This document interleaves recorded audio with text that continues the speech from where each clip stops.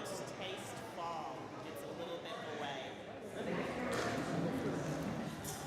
So my name is Betty Jackson, and on behalf of the Board of Directors and the Program Council of the Tennessee Valley Unitarian Universalist Church, I welcome you to the service today. And hello, and I welcome all those who are watching online or in other areas of the building. You are welcome here, whoever you are, wherever you are from, and wherever you are on your journey. So if you are new to the church, there should be a card in the pocket in front of you, in the seat in front of you, with a little information card that you can fill out and drop in one of the baskets in the back of the service at the end of the service, and we will get some information to you about the church. And if you are online watching, there should be a way to do that on the website. So, and also, if you noticed coming into the service today, we have a table for our religious education. Miriam Davis is at that table if you need more information. Our classes start next week, so now is a good time to get all the information about that for the next school year. And we have some announcements today. So Matthew Blundell.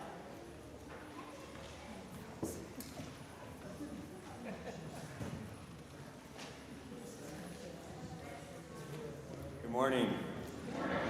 So this Saturday is the Pasta and Bluegrass Festival that benefits the Family Promise that we so graciously support, and that gives us so much gratitude for the help we do for the unhoused. I'm going to be cooking this Saturday for the event, and we need some volunteers. I need a couple of people to help cook this Saturday at 11. We also need people to, at the actual event, we'll need people to clean the area and bring the food back here to TVUC. Also, if anybody can make desserts, we need cakes, cookies, and if you save your receipts, you can turn them in and we can reimburse you. We have a fund for that. And tickets are still on sale, so we hope to see everybody there. There also is a sign-up sheet out there across from the religious education table, so if you want to go there. We want to make this the best bluegrass and pasta festival we've ever had, so thank you very much.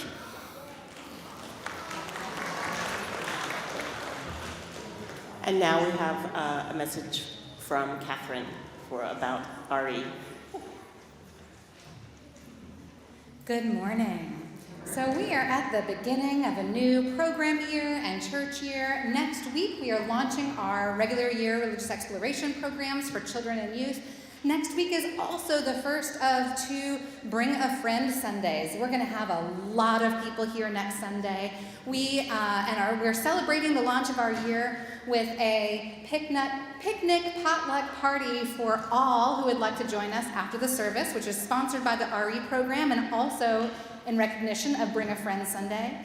And we want all of our visitors and friends and folks with us to have plenty to eat at the potluck. So I want to encourage all of us who have already been part of this community for a little while, if you would consider, I know it's an extra time this month. We usually have our first Sunday potluck.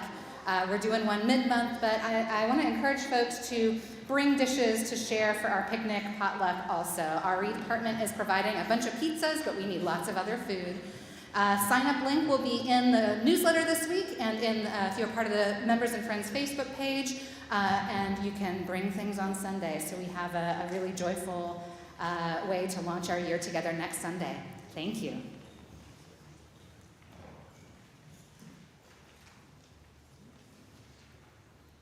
And now Mark Mahundra will tell us about some starting point dates.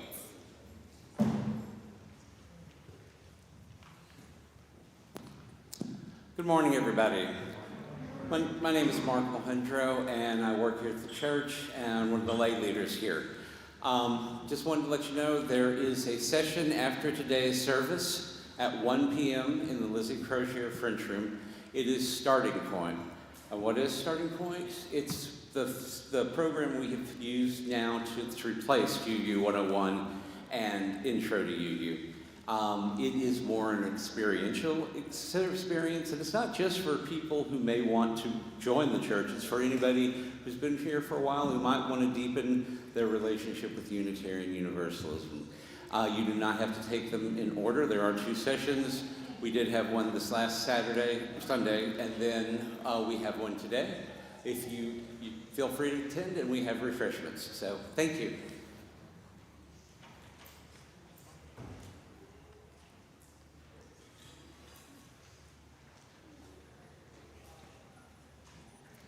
Good morning. My name is Claudia Presley. I'm the Director of Finance and Operations here at TVUUC. Today is a Share the Plate Sunday, and the organization that we are sharing our contributions with is Planned Parenthood. What I'm here to do today is not to tell you about Planned Parenthood, but to tell you about how to give. Super easy. There are offering baskets on either side of the choir railings. In your order of service, if you're here in the building, there is a printed link. There's also a couple of signs around the building with QR codes. You can just hold your phone camera up to that, and it will take you to our secure giving site. If you are giving online, there should be a Give or Give Now button on the screen. There's also a kiosk out in the lobby that accepts credit and debit cards. So lots of different ways to give.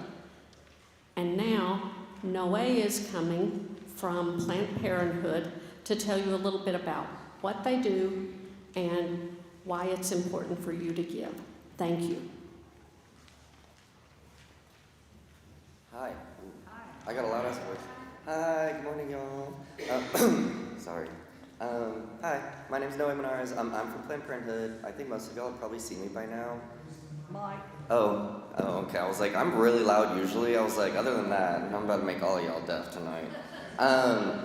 Good morning. I'm our community health educator for East Tennessee, for Planned Parenthood of Tennessee, North Mississippi. Thanks y'all for having me. Y'all have been a phenomenal congregation and community partner over the last couple years. But yeah, I'll tell y'all what I've been up to, what we doing with y'all's money, right? So as I said, I'm a health educator for East Tennessee, but I'm also a condom distribution coordinator.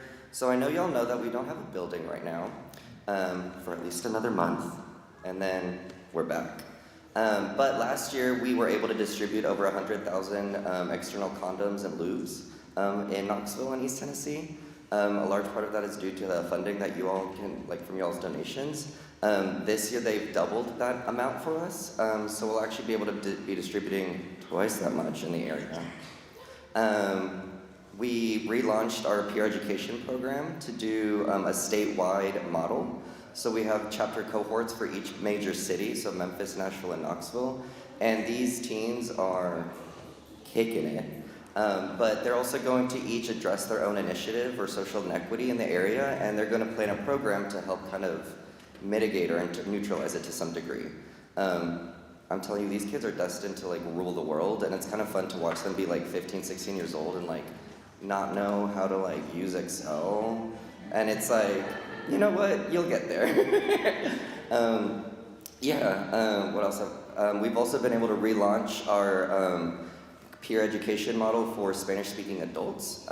It's called Promotores.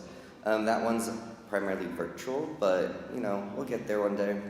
And then the big news, truly, last but not least, the best thing we've been able to do with y'all's money. We will be reopening our health center in the next month and a half. We actually just got access yesterday. Listen, I've had these condoms stored in my basement for 3 years. I'm ready to get them out.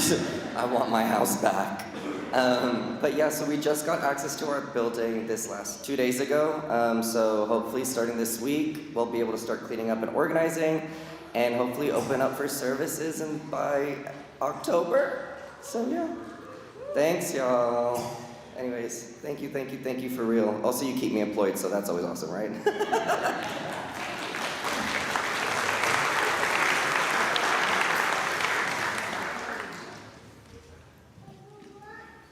So thank you for those wonderful announcements and our vibrant church's community. And please join us after the service for conversation and coffee in the fellowship hall. And as we enter into worship right now, please silence your cell phones and other electronic devices.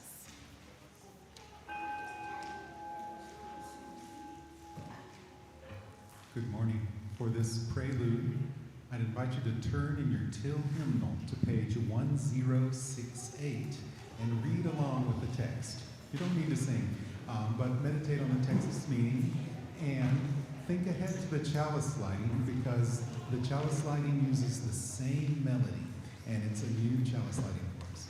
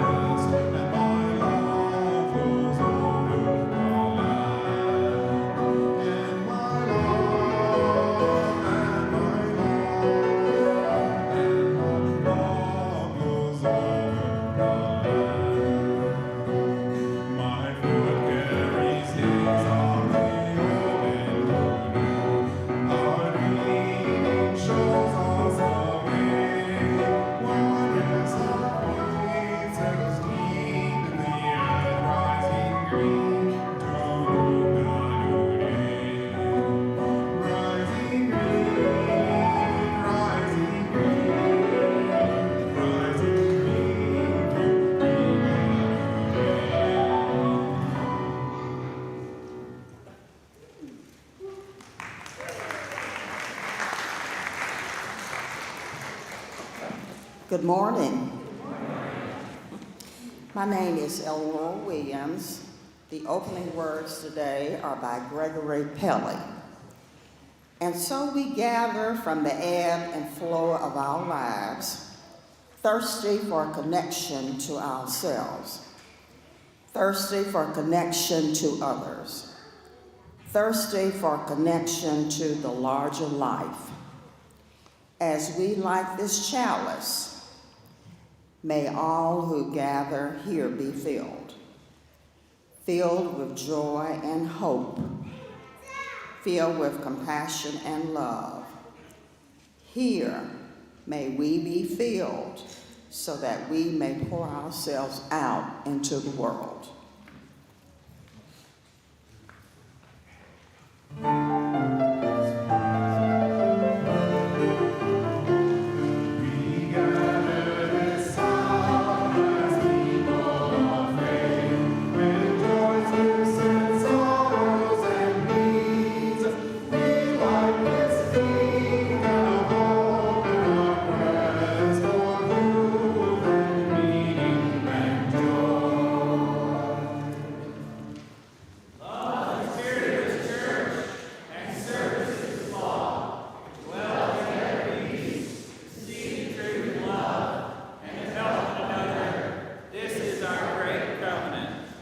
Join together in our opening hymn 126 in your gray hymnal, Come Thou Fount of Every Blessing.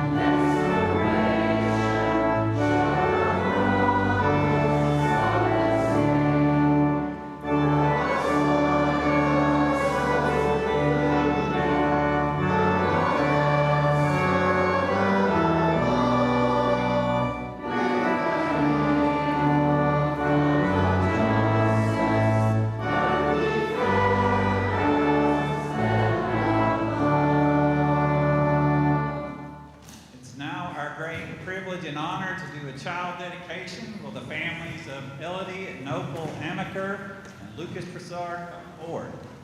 Right over here.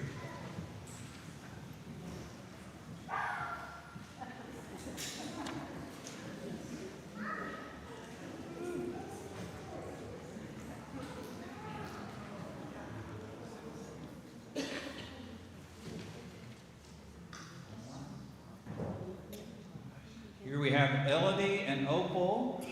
The name Elodie has roots in botany, and Opal has roots in geology, and this reflects the family's love of nature and all her elements.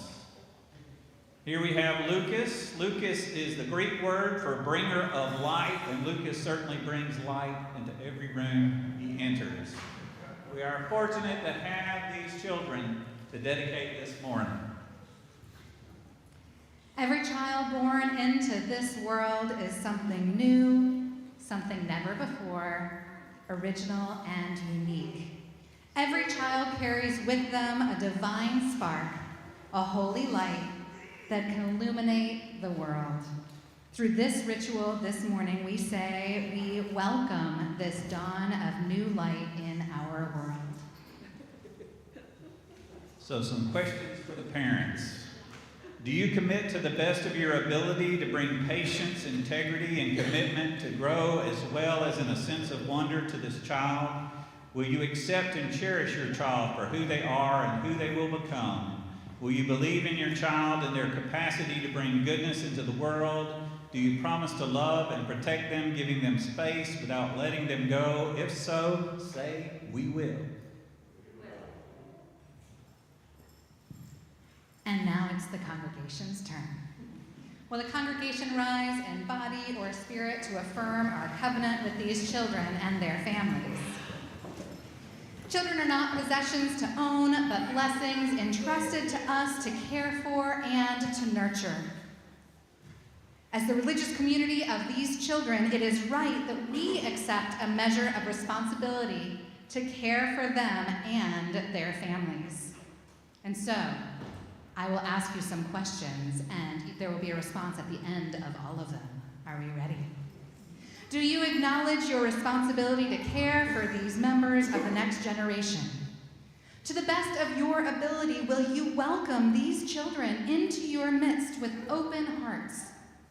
Will you do your best to remember and call them by their name when you encounter them in the world, here or elsewhere? Will you do your best to protect them from harm and to prepare a world worthy of them and of all children? Will you, I had a page turn, I wasn't done. It wasn't clear. One more. Will you offer freely your support to these parents and siblings, knowing that all families need the help and love of friends if they are to thrive? If so, for all of these, please answer, we will. We will.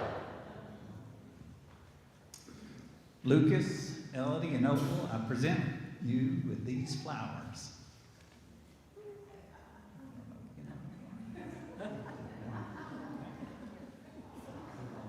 I present these flowers to remind you of the ways we are committed to help you grow and blossom and flourish in the context of this beloved community of family and friends together. Say it, so may it be. So may it be. Blessings. Blessings.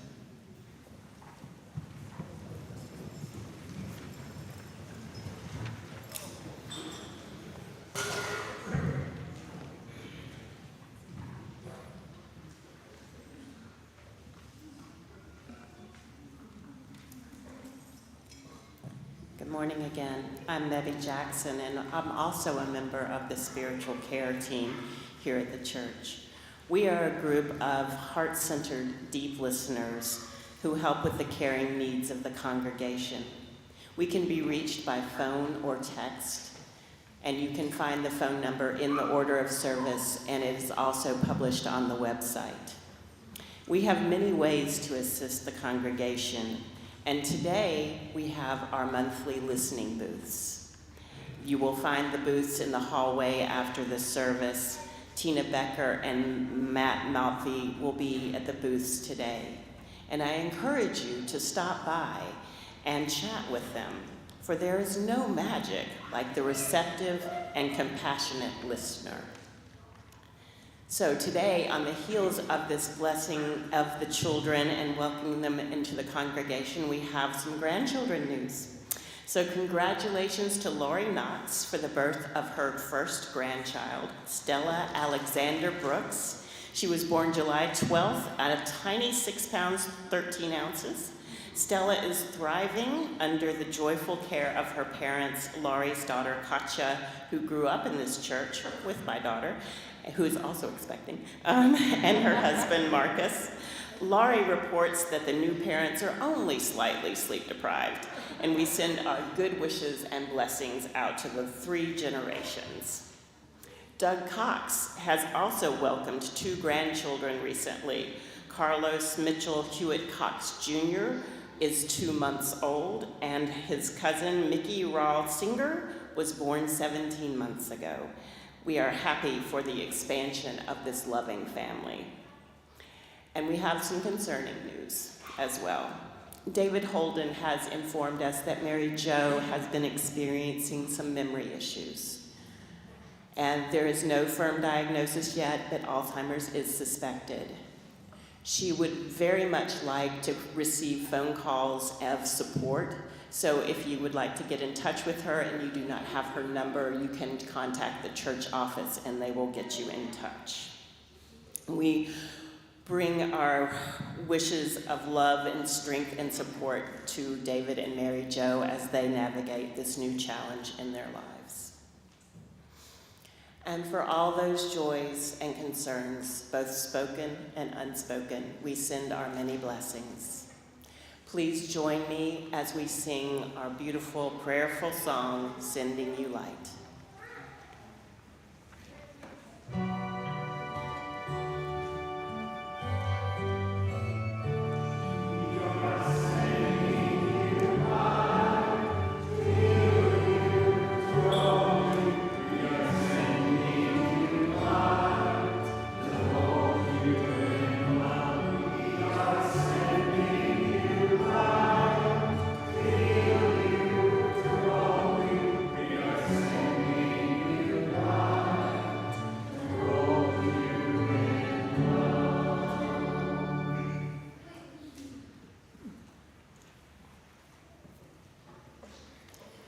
Our reading today is from the Hebrew Scriptures, Jeremiah 17 chapter, 7 through 8 verses.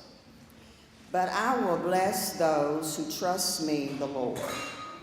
They will be like trees growing beside a stream, trees that roots that reach down to the water, and with leaves that are always green. They bear fruit every year and are never worried by a lack of rain.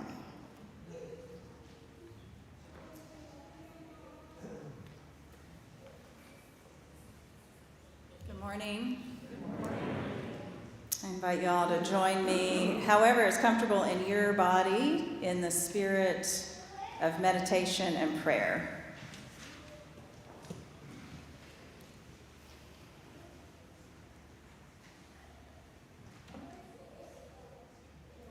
Spirit who gifts us with our life and continually renews it. Universe in whom we move and live and love and have our being. God whose energy is love. We gather to remember that we drink from wells we did not create. We are nourished by the mystery that is this world, streams of love and mercy and beauty flowing, even in the most desperate times and places. Help us in this moment and in moments each day to trust in the abundance that is bigger than any one of us. When fear and anxiety threaten to take hold, let us stay rooted by the stream. And help us to know that what we do in this life matters, that our lives can serve to either expand or dam up that flow of love. Spirit of life, let love flow through us. This morning, tune our hearts to gratitude, to say thank you, thank you, thank you for blessings. We pause to consider what we are thankful for this morning.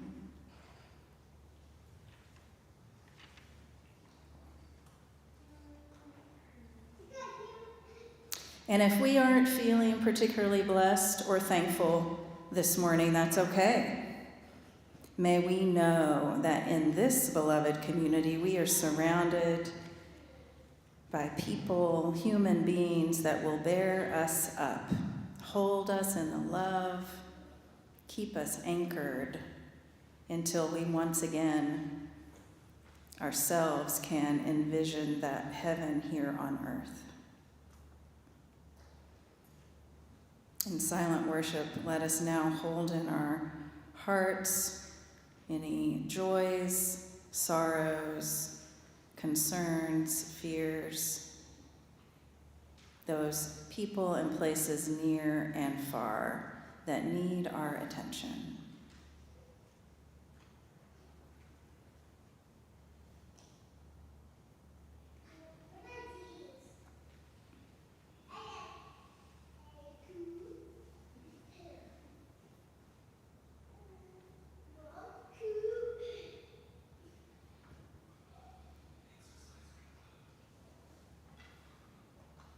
May our collective love serve to bring peace and blessing. May it be so.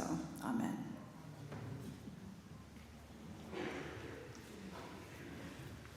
You can remain seated for our next hymn, which is 100 in your gray hymnal, Peace Like a River.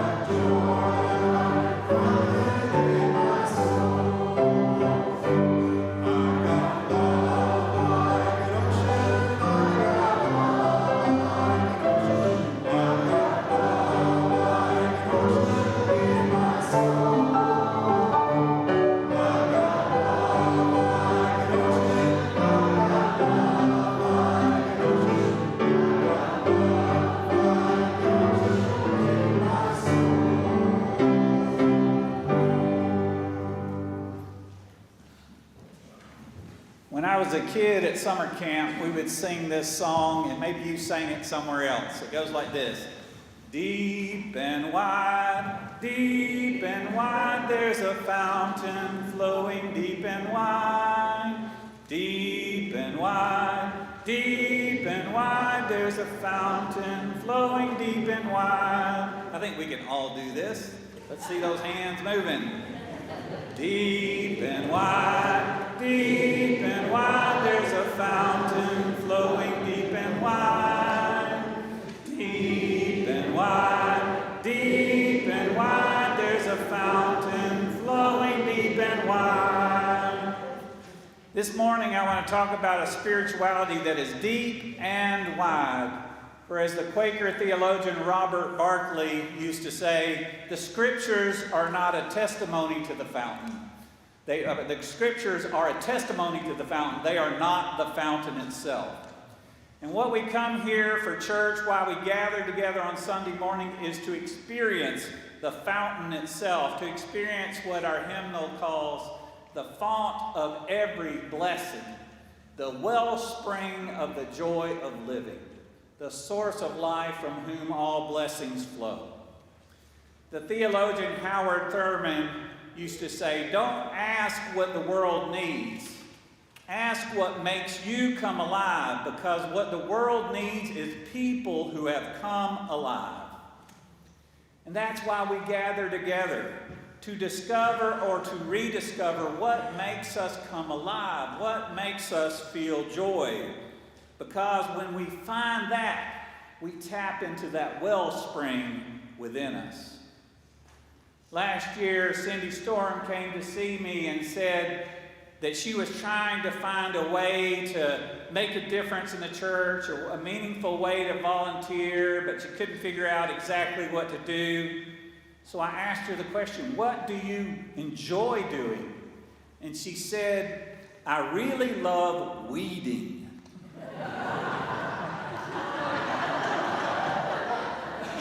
My eyes popped.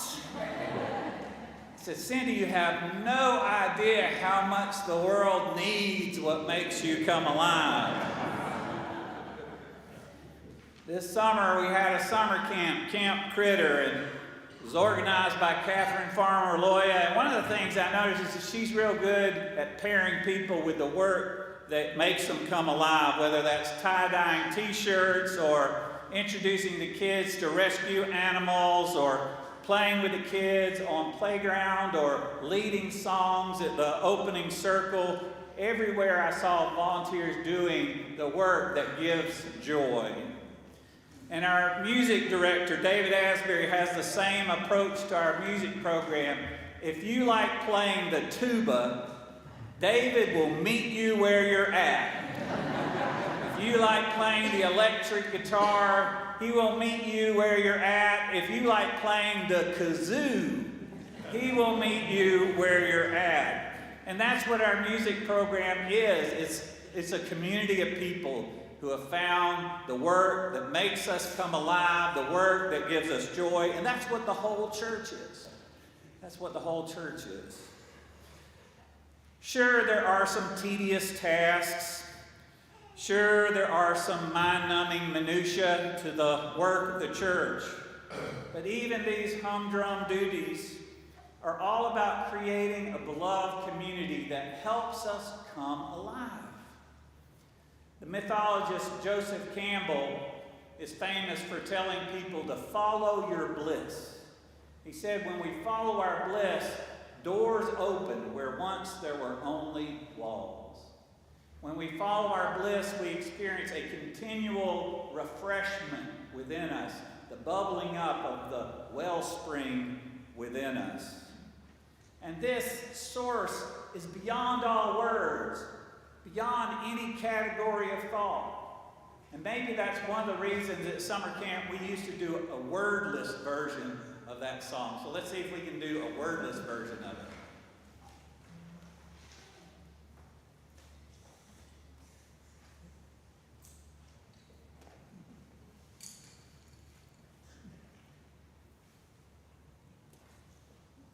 Not easy. Did a good job. Of course, joy is not the opposite of sorrow. Joy is not the opposite of pain. Following our bliss is about finding joy in the midst of sorrow, finding joy in the midst of pain. And I can tell you a story from my own personal experience. As many of you know, I was diagnosed with prostate cancer, and I began treatment over the summer. I've got a great treatment team. I've got a great prognosis. I've got a great path forward, so don't worry about me. And I've been receiving notes, and I got one note that said, a member of the congregation said, "We are going to beat this cancer." And I do feel the power of we. I do feel the power of the whole community. But I will confess that on that first day when I went in for treatment, I was scared. Because cancer is a scary word. And cancer is a scary experience. And I was afraid. And Elnora Williams gave me a shirt that her husband Irvin once wore at his Proton Center. And I wore it and I told everybody it was my comfort shirt. But as I lay there on the table surrounded by the medical team and surrounded by all that expensive equipment, I was lost in my own brain of worry. And then I noticed there was some music that was coming over the speakers, and I started to listen to the words to that song, listen to the lyrics, and I started wondering how the meaning of those words might apply to me at this moment in time. And those words were, play that funky music, white boy. Play that funky music right.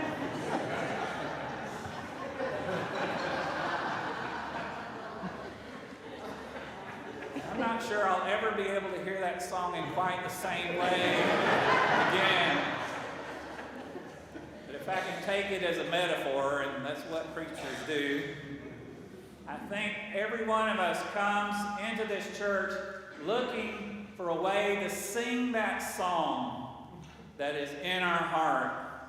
And if creating beautiful floral decorations for our worship service is your song, then I say, play that funky music.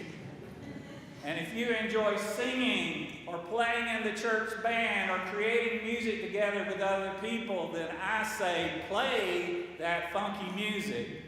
Or if you enjoy creating art and creating art shows that we can have in our art gallery, if that is the song in your heart, I say, play that funky music. And if you enjoy teaching children and leading youth groups and other organizing young adult groups, then I say, or if you enjoy sitting at the welcome table, visiting with new people, welcoming visitors, if that's what brings music into your heart, then if working with this church to feed the hungry, to provide shelter for the homeless, and to work for systemic change, if that is the music in your heart, then and if in any way your contribution to the shared ministry of this church is what gives you joy, is what is the song in your heart, then I say, don't ask what the world needs. Ask what makes you come alive. Ask what gives you joy, because what the world needs is what makes you come alive, what makes you feel joy.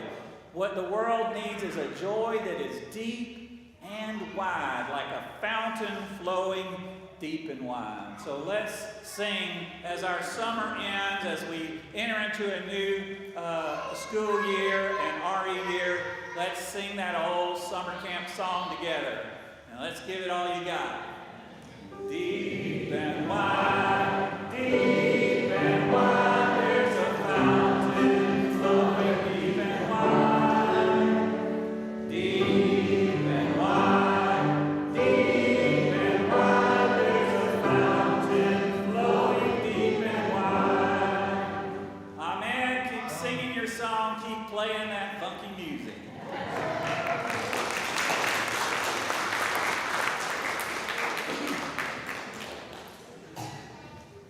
I knew that song.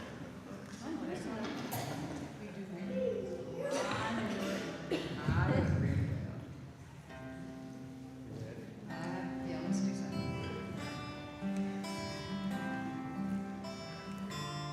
We are Living beneath the great big dipper, we are washed by the very same rain. We are swimming in the stream together, some in power and some in pain. We can honor this ground we walk on, cherishing the beings that we live beside. Loving spirits will live forever, we're all swimming to the other side.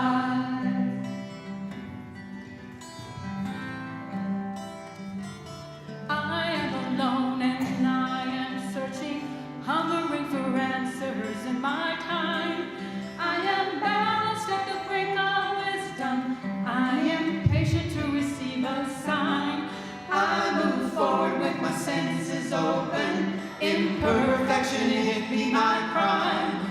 In humility I will listen. We're all swimming to the other side.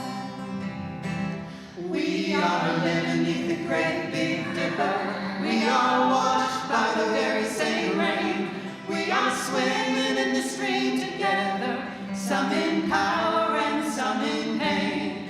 We can honor this ground we walk on, cherishing the beings that we live beside. Loving spirits will live forever. We're all swimming to the other side.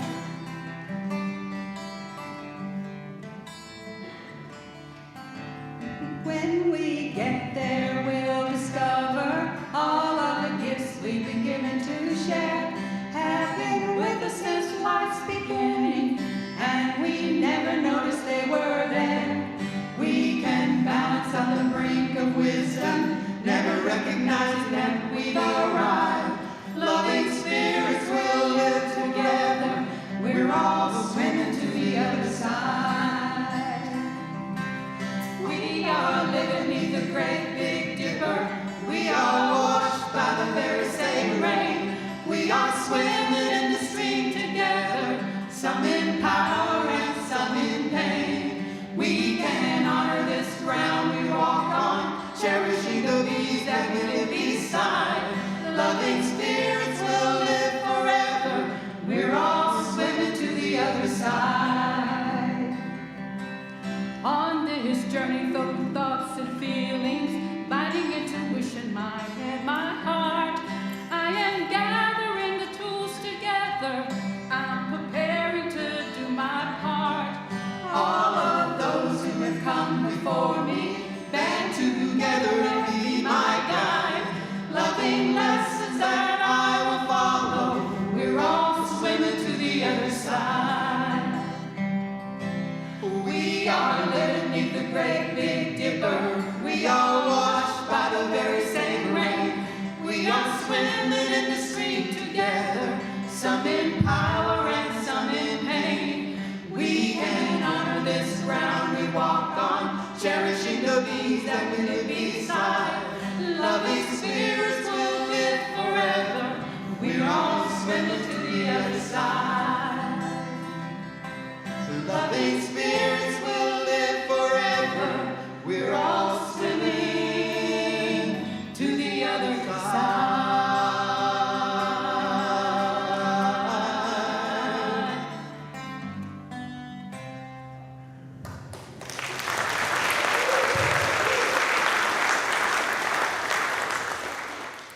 As tranquil streams that meet and merge and flow as one to greet the sea, we gather together again after summer travels of body or in mind.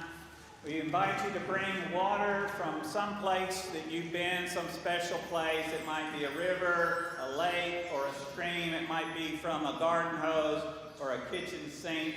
And if you forgot to bring water, we do have extra water. And invite you to come forward. We'll sort of make rows along here and then come down the center, and you can go back to your seat and make kind of a whirlwind or whirlpool here. And so I invite you to bring forth your water. These, as we pour water into our common bowls, remind ourselves of how our individual lives are enriched by our common life together. So come forward. Remember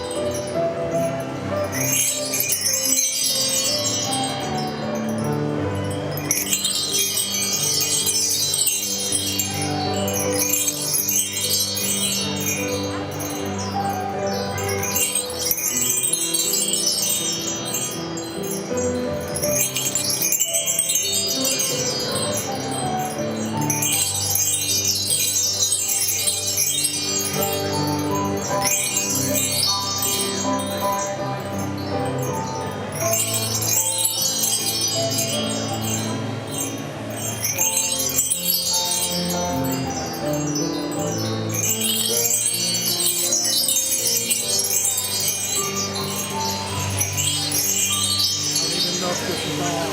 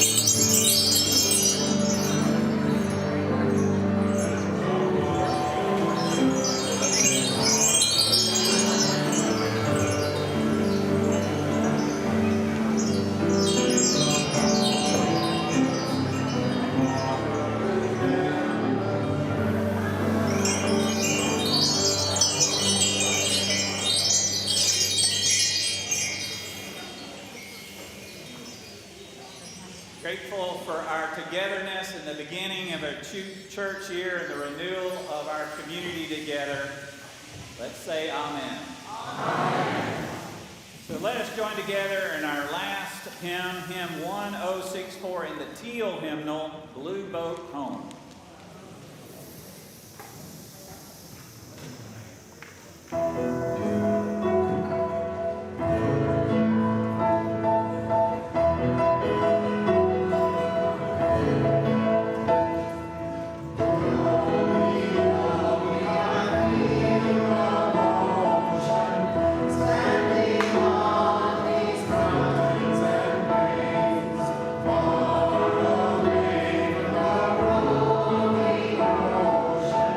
Still I ride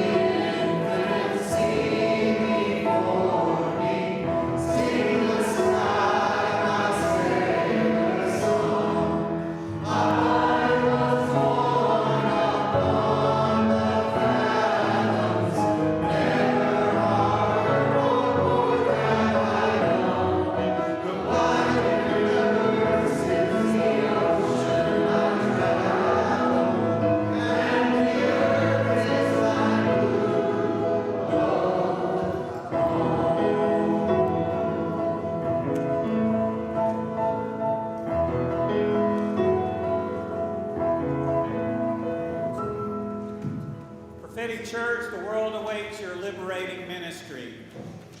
Let me rephrase that. Prophetic church, the world awaits your funky music. Go forward in the power of love, proclaim the truth that makes us free.